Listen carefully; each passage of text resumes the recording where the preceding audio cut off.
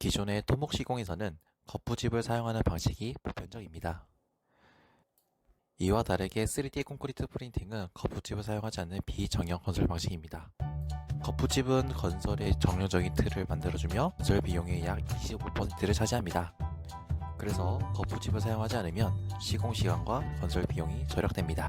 하지만 이에 따른 단점으로는 안정성의 문제와 시공 사례가 적습니다.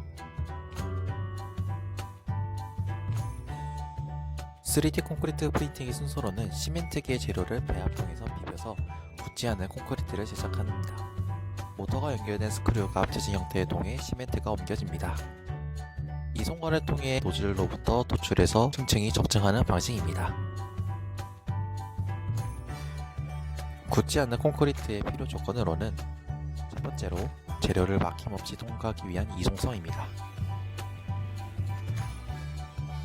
점성이 낮으면 재료 분리 현상이 일어나면서 이성과 막힘 현상이 발생할 수 있습니다.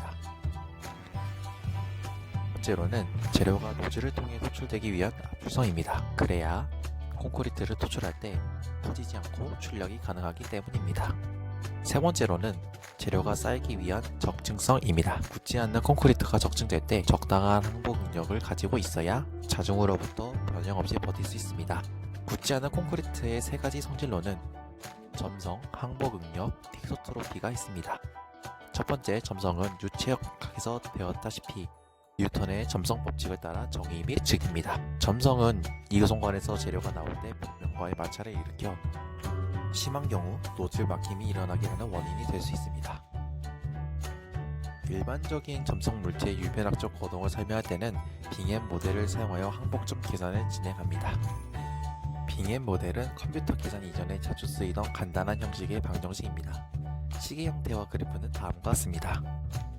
시멘트 페이스트나 굳지 않은 콘크리트에 대한 분석에는 컴퓨터를 이용한 허쉘 버클리 항복점 계산 방식이 있습니다.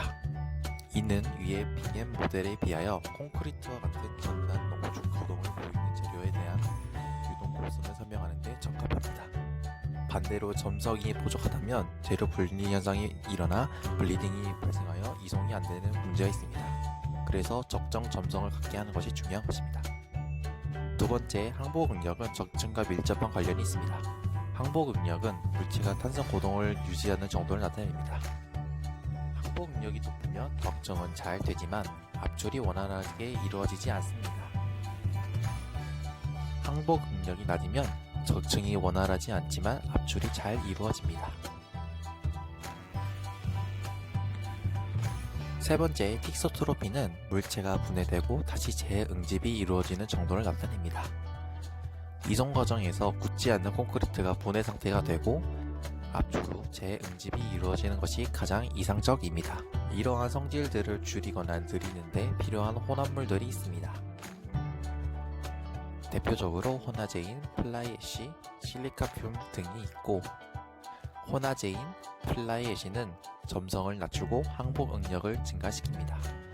왜냐하면 플라이애쉬는 입자가 구형으로 형성되어 있어 시멘트의 일부로서 혼입될 경우 마찰 저항을 감소시키는 볼 베어링 효과로 인해 유동성이 증가하게 됩니다.